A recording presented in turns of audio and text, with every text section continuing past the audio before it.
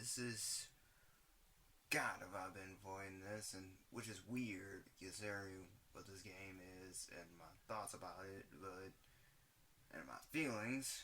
But I decided I already got Naruto done, so let's do this. What's up, guys? It's me, Zero here. It's been a while, well, not that a while, since I've been my frustration out on the internet. So I decided, you know what? Let's go for another one. Let's go for something else that really irked me. And lo and behold, the topic of this video. The topic of this video is Twilight Princess HD remake, and my thoughts of Zelda as of late, because there's a lot to say, and I've decided to just tackle both on the insane video. And okay, it's really getting at me at this point, and it's really saddening, when, because this is the first time I felt like this. Like, I first felt this with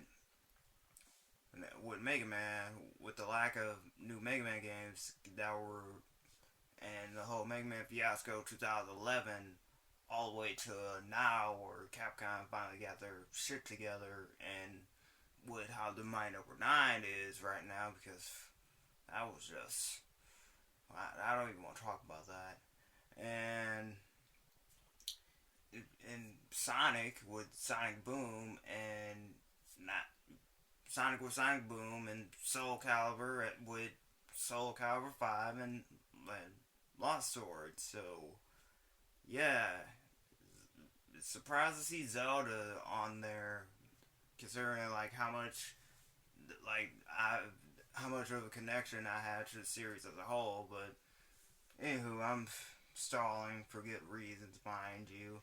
But let's get to the heart of the matter. See, a while ago, I'd say last year, like, it was leaked that certain Wii games were coming out in HD, and like there were data found on the eShop about Twilight Princess HD, and I was thinking like, oh, they're just gonna port the Wii version and put on the eShop, because that's literally what they did with like most of the Wii games that's on the eShop now. They're like basically the just in HD, and I think you could play some with the Pro Controller, well, some with the gamepad and Pro Controller, but most of them are still, still need the Wiimote for it, which is confusing as hell. But that's Nintendo's really has some backwards logic as of late. So, hence Fire Emblem, and I've already made a tweet about that. So yeah. Anyway, we're talking about Zelda. They found Twilight Princess data on, well, Twilight Princess on it, and then there was rumors like, oh, there's an HD Twilight Princess, and then we got the direct. Well, right, I think it was the direct before the end of the year, which basically announced it. It said it's coming out. Yes, it's a thing. It's coming out, and they made a new Wolf Link amiibo for it. And when it was announced, I really like. It was just like, to me, it was like when Hyrule Warriors Legends was announced the year before that, and it was it got at me. I was like, what's the point? What's really the point of re-releasing a game that most people can already get? Because I cannot stress it enough, the Wii U is backwards compatible. Why would you pay for an HD version again? I was like, unless it's like Wind Waker, where there was notable changes, like how the King of Red Lions was fast. There's a cell that make sea travel faster, and they changed how you search for the Triforce in that game. And unless I see some changes like that, I was like, there's no point of me getting this when, one, I beat the game twice. I originally have the GameCube version. I still have that. I still have a working Wii. And two, not too long ago, 2013 to be exact, I ended up getting the Wii version of Twilight Princess. So again, what was the point of me getting this game a third time? It made no sense, and it still doesn't. And I was waiting for Nintendo to be like, okay, this is what we changed, and this is what we added, and I have to say this was the most disappointing thing ever. Compared to Hyrule Warriors Legends, where they was like, we added these new characters and a new story mode. It's basically the same game, and we made it so you can you could cross-play between. You can add the 3DS characters and play them on the Wii U version, and all the DLC characters from the Wii U version are on the 3DS version. That's basically it. So, with Twilight Princess, they were like, yeah, we decided to use the amiibo support. That was the first thing they announced. The first thing they announced was amiibo support. Yeah, this game's come with a Wolf Link amiibo. It's like, okay, what's the Wolf Link amiibo do? Then they revealed a trailer which highlight all the new features. It's like, oh, look at all this stuff you do. You can change weapons on the fly. I was like, okay, and off-screen gameplay. I was like, you literally list two things that basics to any Wii U game ever. I was like, if we really want to be real, we could have did what Hyrule Warriors did and just being able to switch weapons with the flip of the D-pad. But no, it's just touchscreen. That's it. Switch weapons like that. I was like, that's not really on the fly, but whatever, technicalities. Then in a game, I think this wasn't in the video, but Game Explain basically showed a photo of the Tears of Light. I think they got reduced a bit, and I think the locations for the one in Lake Zora, I think Zora Domain, I think that changed a bit, but I'm not too sure about that. And don't quote me on that.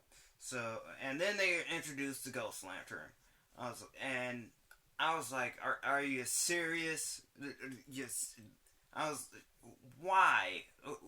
Of all the things they could have introduced for the pose, I'm like, I guess I didn't need to look into a trailer or read about it to confirm my suspicion, because I was like, this is pretty much self-explanatory. This is for finding pose. I'm like, this kind of defeats the purpose of Wolf Link then, because I was like, I'm pretty sure you still have to transform into Wolf Link to kill it anyway, and Wolf Link was the only one who could sense a probe was near.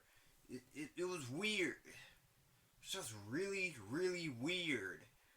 And then they got to amiibo support. Amiibo support in this game is, honestly, I thought the amiibos could be worse, but I was corrected. I found out the hard way about how far Nintendo will go with this amiibo support. So, here we go. The Wolf Link amiibo.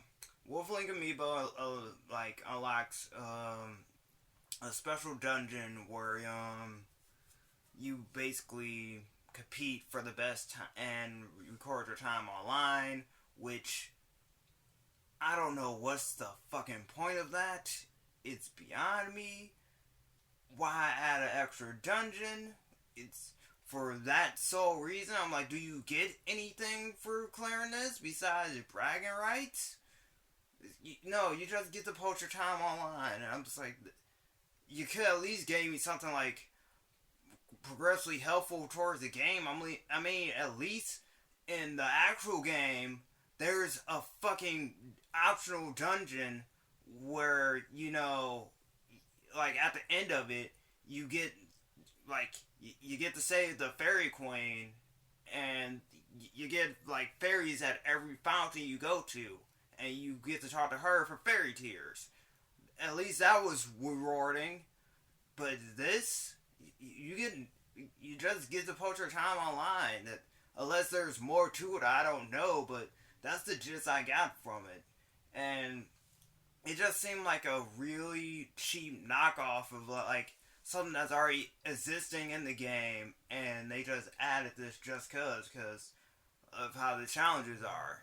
And besides the dungeon I talked about, like because that that dungeon will not let you like progress until you like every 10 floors it stops you. Like you literally have to have the weapon to like from the dungeon to keep going. And I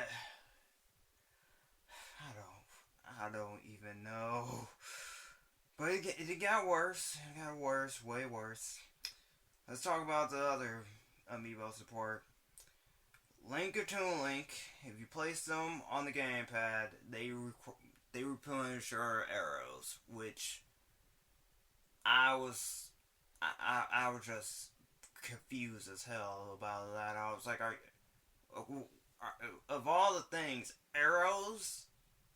I'm like, the things you could get from cutting grass and defeating enemies.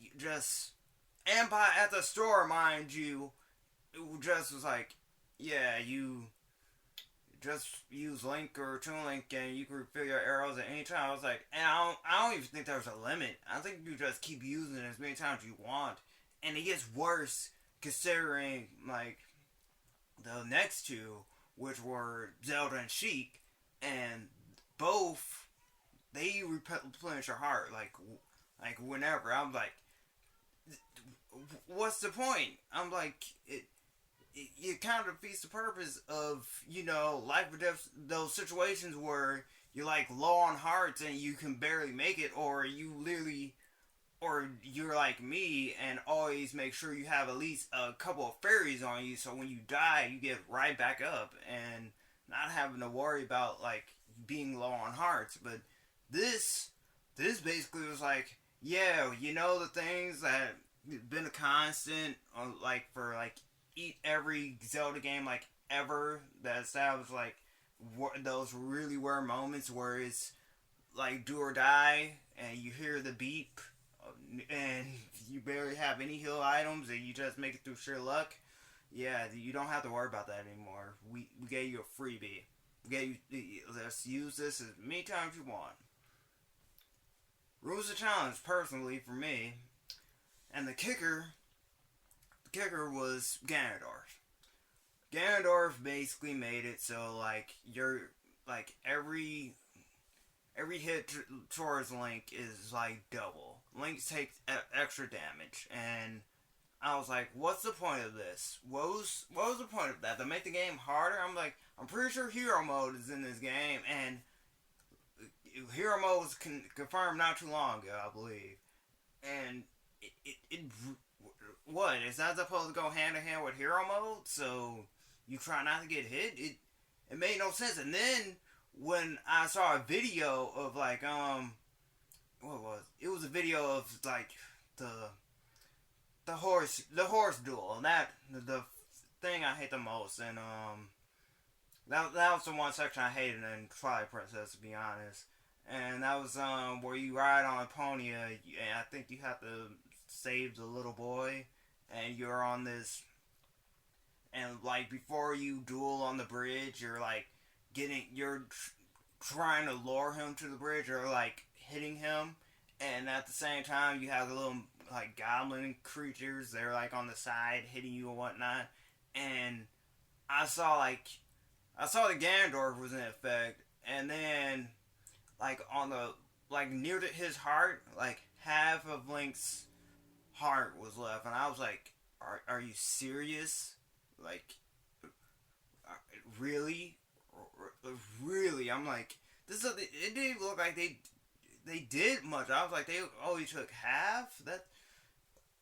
And I think that was from like a couple of hits. I don't think that was just one hit. I might be wrong on that, but it really didn't look like he took that much damage. But later in the video, same person like got to the point where they got rid of Ganondorf's effect. So I wouldn't know. I still hated that scene. That was my only dislike of Twilight Princess, to be honest. And the water level, but I hate water levels in general. And Sky Temple, those are only two freaking dungeons I hate the most in Twilight Princess. And the dungeon where you have to keep using the Dominion Rod. Actually, that wasn't that bad, but first two, Water Temple and Sky Temple. So yeah, that's what really got me as far as Twilight Princess, because I'm like, the only thing that really is at the sell point right now is like, it looks pretty now. That's about it. It looks pretty now.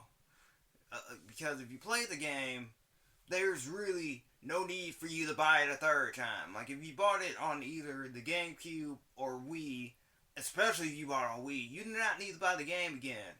I'm like, I can see, I really don't get Nintendo at times. I'm like, I can see on one side of the fence is for people who never got a chance to play the games, but again, Nintendo, you literally made this game available to people. Like, you still have Wii games out there. This was a player's choice, and it was $20 on Wii. I'm like, what's stopping people from just getting the rental version of Twilight Princess? Like, compared to this new version, I mean, Wind Waker is understandable, because even though I still have the original copy of the game, like, the new the HD version, it came with my Wii U, so come on now. That's just, you know, they added more for me to get that, to say like, yeah, this is like the definite version of this game. And like, it's brighter too. Way brighter. But it was, what really got me was that the amiibo supporters like glorified cheat codes, and that's something I told my brother. Like, they're just glorified cheat codes at this point. I'm like, what's really the point of playing this? Like, if you could just keep, like, you don't have to worry about anything. You could just breeze through the game at this point, and it just got to me, you know. And really, what really gets me though, is that I want, like, this is one of those games where it holds like a special place to me, because this is really the game that, along with Wind Waker, Ocarina of Time, and that really got me back into Zelda, and 3D Zelda at least. And this was like my favorite 3D Zelda game until like Skyward Sword came out, and specifically Midna.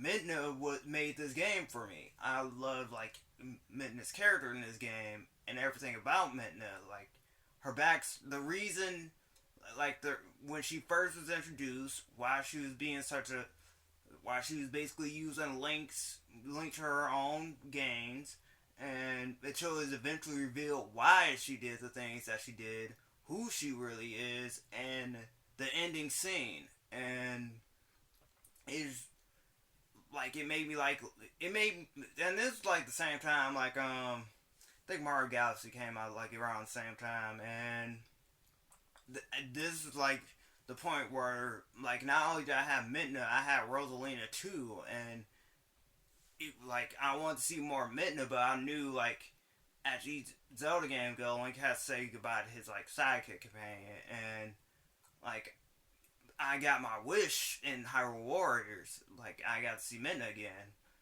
Both versions, like Imp Midna and Twilight Midna.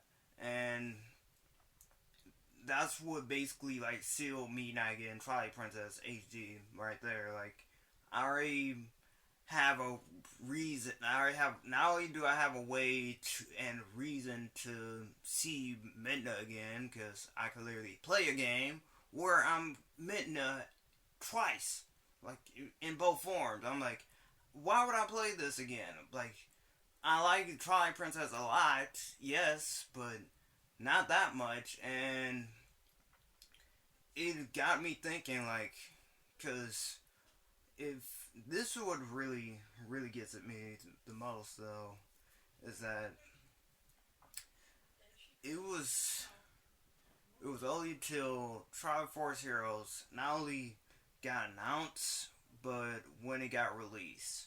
When it got announced, I was like, okay, we're getting like a Four Swords. I'm like, it was really when Tribe Force Heroes, that game really got me. And it was, well, before that it was Hyrule Warriors Legends. I was like, okay, they were remaking, they're just pouring it over to the 3DS. I'm like, no. First off, I was like, okay, this is gonna be on the new 3DS, and it's like, no, 3DS. I'm like, really? We're porting a Wii U game to the 3DS. I'm like, not the new 3DS, not the version that's supposed to be more powerful, but the new 3DS is another topic for another time. But at the time, I was like, okay, all right, what they gotta add, and they end up adding, like, the Zelda, the Wind Waker characters, Linkle, Skull Kid, and the lot, and it was like, okay, what about the Wii U version? And it's like, oh, you can you can switch versions, but that's about it. Like, the Wii U version is not getting anything else. I was like, no DLC, no nothing. I was like, I'm pretty sure it will take you long to, like, patch it into the Wii U version, like, or something. It's like, nah, we're not doing that. And, like, back to Hyrule War, I bet you're asking, like, how does this go? What's this have to do with Hyrule Heroes? Here's the thing. When, not too, I'd say, E3 of 2013, 2014, this was, where, I think, who was it? Troll Biscuit? Somebody said, it was on a podcast. Somebody said, like, Nintendo has a bad habit of reusing assets, and over the years, I haven't noticed it until, like, really, like, now, and it shows a lot. Like, first off, with how Captain Toad was basically like, oh, this is just something from Super Mario World. We just made 3D World. We just made our own game, and then basically with Triforce Heroes, with how they basically use, like, the game and the assets from Link Between Worlds and just made a standalone multiplayer game, and it was just, and now we have this and Triforce HD, and I'm just at a loss for words, because first off, like, I don't know if anyone has noticed, but we literally had yearly Zelda games, and that scares the fuck out of me. And because if you know Zelda, and you've been a fan of Zelda as long as I've been, you know there is never a yearly release, never. And I'm not even talking about even the handheld games did not take like a good year to make. They took their time making it. You didn't see Spirit Tracks immediately after Phantom Hourglass. You literally saw that like a few years, like 2 years tops before you saw Spirit Tracks. But this is just too damn close. I'm like, and not only that, but we're expecting Zelda Wii U this exact same year, and is getting to get to that Mario level, and I was hoping Zelda never reached the Mario level of getting to, like, of games getting released like so yearly, because, as you know, like Mario, like we went through that string of Mario games, like what was it? I think Sticker Star, and 3D World came out the same year. I might be wrong about that, but I know Paper Jam and that Mario Tennis game came out the same damn year. So that's that, and is at this point, I'm just after Zelda Wii U, I'm just gonna take a break from the series for a while. Well, Nintendo as a whole, because I've I don't know how to feel Nintendo at this point, and that says a lot because I've been like a Nintendo fan like for a long time. Like I grew up with them, Sega, Sony, and indifferent towards Microsoft. Still am. Don't really care about them, but the way they're treating like their franchises now is just. I know they need the profit, and it can. I guess it can get. And the Wii U's. I'm calling it now. The Wii U's dying this year. It's going to die. Okay, it's gonna go out like how the Wii left out with Skyward Sword. That's how the Wii U's going out with all its core releases coming out this year. And for some reason survives another year, like then it's gonna be on life support, like really, really intense life support, and it was just one of those moments where like you want to support something you love dearly because you know if you don't, there's like not a chance of you seeing more of what you like, and that's the case here. Like I know Zelda's one of their key franchises, but you know how it is in Japan. Not a big seller in Japan, but it's a seller here. So yeah, says a lot. Says a lot, and I'm just hopefully. This also seemed back to the whole like I know like a couple years back somebody like one of the investors said how they wish Nintendo would go back to how they were with if you haven't noticed, like each like key Nintendo series basically had a story about it. Like Pokemon was about the creator catching bugs. Zelda was about Miyamoto wandering off as a kid, and that's what inspired the dungeons and whatnot in Zelda. And I forgot Mario's story. I'm sorry. I know two, but not the third major, not the main franchise. But that's beside the point. Like like having real life experience that it's like help their create their games. And that's what Nintendo's lacking a lot, especially like in terms of new IPs. Like, come on now, really. You're telling me with the success of Xenoblade and Splatoon, you couldn't think of you went back to like your safety net. So I ran about Nintendo. Not gonna do that. Okay. Long story short, I'm really, really, really iffy about this game. I'm not touching it at all. Play if I want to touch it.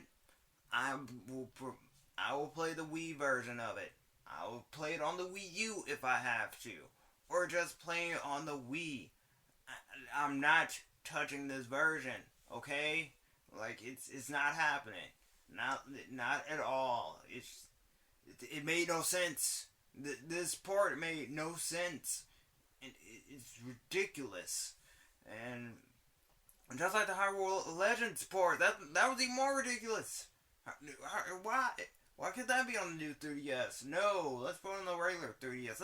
That thing, the only exclusive that thing has is Xenoblade Chronicles, and that game is on the fucking eShop. Nintendo, what the fuck?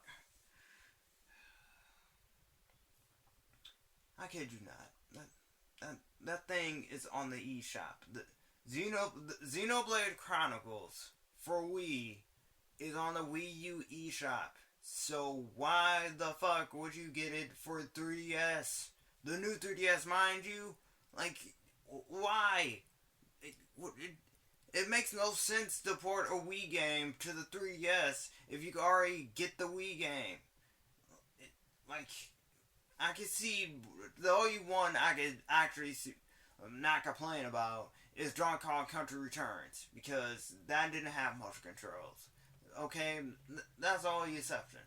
Other than that, you can literally get Xenoblade Chronicles on the eShop.